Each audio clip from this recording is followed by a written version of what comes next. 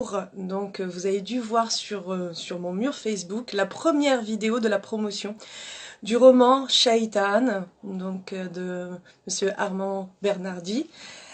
Et c'est vrai que cette première vidéo est assez choquante sur les termes, un peu beaucoup même islamophobes. Et petit à petit, vous allez découvrir d'autres vidéos qui vont amener à comprendre, à vous faire comprendre pourquoi l'auteur a voulu écrire ce roman Shaitan. Déjà, il faut savoir que donc il m'a demandé gentiment d'être l'attaché de presse de ce roman et j'ai accepté avec beaucoup de bonheur parce que ce livre que je suis en train de lire, ce roman, est à la fois initiatique, mystique, mais aussi à la fois un livre de thérapie de l'âme qui va nous permettre de grandir et d'avoir des prises de conscience intimes, en introspection, parce que c'est intime, c'est votre ressenti, et ça c'est très important justement de l'intégrer. Voilà. Alors, moi je fais ce Facebook Live aujourd'hui, donc vous avez vu la vidéo qui est un peu violente, sur les propos justement de certains hommes politiques qui ne souhaitent pas le voile, de certaines personnes qui vont dire que voilà, le livre du Coran est un livre complètement rempli de comment dire, de haine, de séparation des êtres humains, enfin tout ça. Bref. Et on a eu aussi Madame Zineb El Razoui, qui a donné aussi son point de vue sur le Coran et l'amour. Et ensuite, on a eu aussi un monsieur, connais pas son nom, mais un prêtre, je crois que c'est un prêtre, qui a dit qu'il détestait au plus profond de son âme l'islam. Alors, moi, je fais ce Facebook Live pour répondre juste à Madame Zineb El Razoui, qui est écrivain, qu'on voit un peu partout invité sur les plateaux de télé. C'est bien d'avoir aussi des personnes, des amis qui puissent la mettre justement sur les plateaux de télé pour qu'elle puisse donner son interprétation du mot amour dans le Coran. Donc, Madame Zineb El Razoui nous a dit qu'il y avait le mot amour 0 fois dans le Coran et la Sunna. La Sunna, pour ceux qui connaissent pas, c'est justement c'est un recueil qui avec les hadiths du prophète, donc les propos du prophète, c'est sur la vie du prophète, d'accord? Mais bon, là aussi il y a des choses à dire sur aussi la Sunna parce que il y a énormément aussi de propos qui sont faibles et malheureusement qui ne sont pas vrais. Mais bon, ça c'est un autre débat. Alors, Madame Zineb El Razoui, il faut savoir une chose. Les livres sacrés, que ce soit la Torah, que ce soit la Bible ou le Coran, ce sont des livres subtils, ce sont des livres doués, en fait pour les doués d'intelligence, mais pas n'importe quelle intelligence. C'est pas l'intelligence qu'on apprend dans des grandes écoles, c'est l'intelligence du cœur, de l'âme et aller au-delà des programmations de l'ego, du mental qu'on a eu depuis notre enfance et même avant même notre venue au monde. Faut le savoir que tout est subtil et énergétique et vibratoire. Alors, vous avez dit, devant tout le monde à la télévision, que le mot amour n'apparaissait pas dans le Coran, ni dans la Sunna.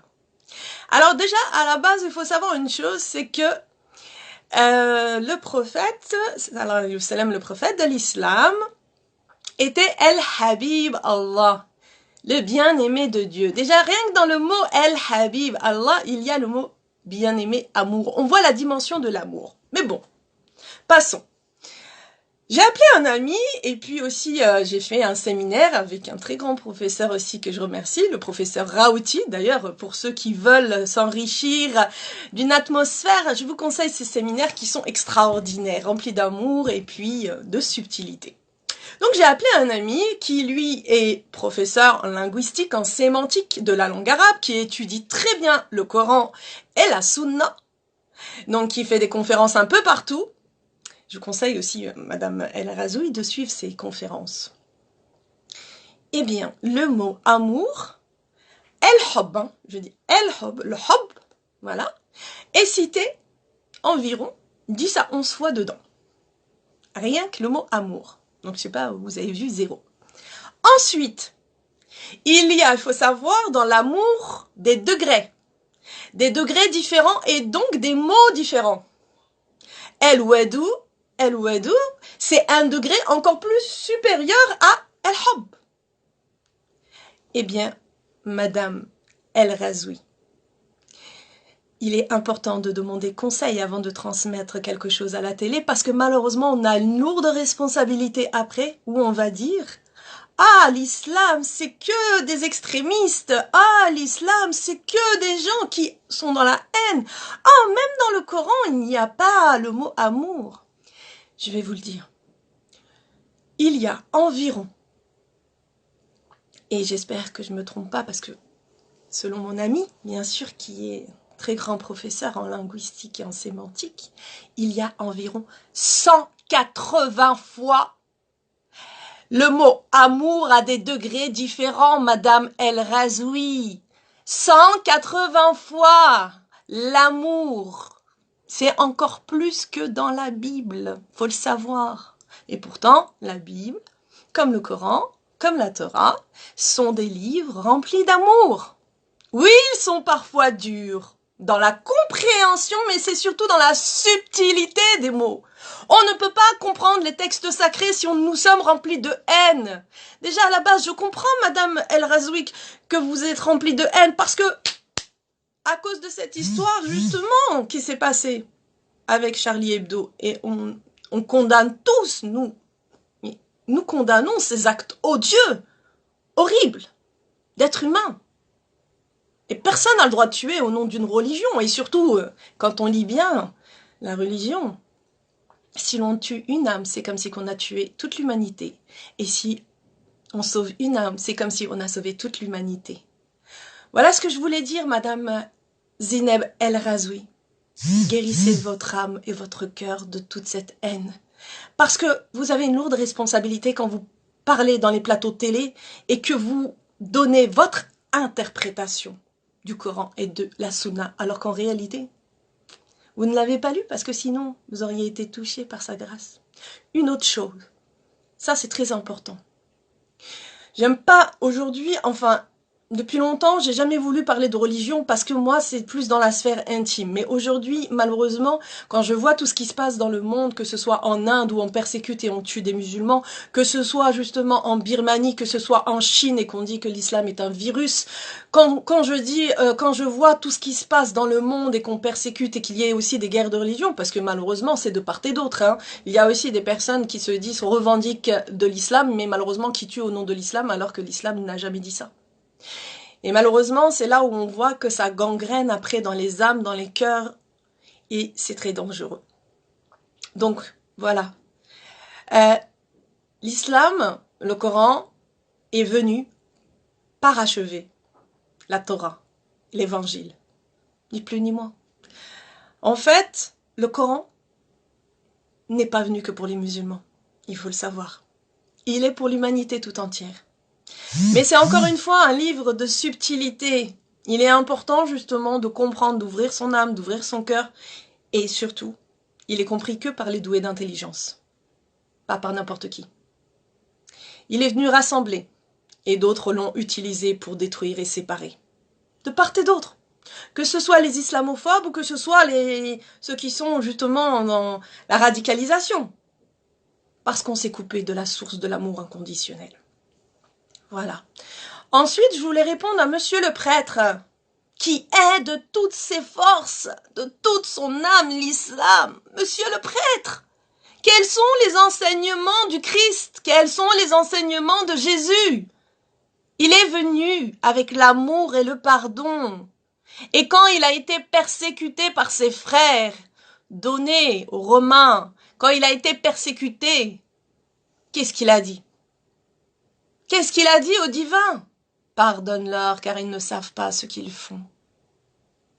Comment pouvez-vous haïr si vous vous connectez justement au Christ, à l'énergie christique d'amour, de pardon? Comment peut-on haïr? C'est ça que je ne comprends pas. Vous avez une lourde responsabilité, monsieur le prêtre. Vous avez décidé d'épouser la religion afin de transmettre un message d'amour et de paix du Christ. Pensez-vous que le Christ sera fier de vous? En disant que vous haïssez de toute votre âme l'islam? Que ce soit l'islam ou la religion de la Torah, ou que ce soit n'importe quelle religion, ou même ceux qui n'ont pas de religion. Pensez-vous que Jésus vous auriez demandé de détester ou de haïr des frères et des sœurs en humanité? Non, je ne pense pas. Voilà ce que je voudrais vous dire. Shaitan est le roman qui va bouleverser nos certitudes. Shaitan est le roman qui va rétablir humblement la vérité sur l'amour. En réalité, tout est programmation. N'oubliez pas. Donc vous pourrez l'acheter. D'ailleurs, il y a un lien Cotizup pour les 100 premiers qui vont s'inscrire. Donc je crois que c'est 25 €. Vous aurez votre nom. Vous serez justement comment dire, vous aurez votre nom sur la première page du livre, du roman,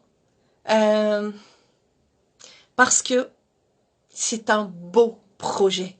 Mais ce projet est universel. Il n'est pas que pour les musulmans, il est universel. Arrêtons de nous diviser et de nous séparer pour la religion.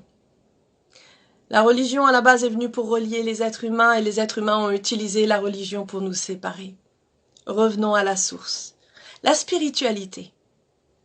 Parce qu'en réalité, un Dieu, une humanité, une spiritualité et une source, l'amour inconditionnel. Je vous laisse à votre réflexion et encore une fois, je souhaite que l'amour inconditionnel inonde le cœur de Madame Zineb El Razoui et aussi du cœur du prêtre qui est, et de toute cette armée aussi de Français qui haïssent l'islam. Et puis aussi de tous ceux qui ne connaissent pas le véritable islam. Parce qu'en réalité, il n'y en a qu'un seul. Mais chacun a interprété à son niveau de conscience et à son degré de spiritualité. Je vous laisse et puis passez une bonne journée remplie d'amour, de paix, de lumière. Et je dis salam, shalom, namasté, paix. Et que toutes les guerres cessent et que toutes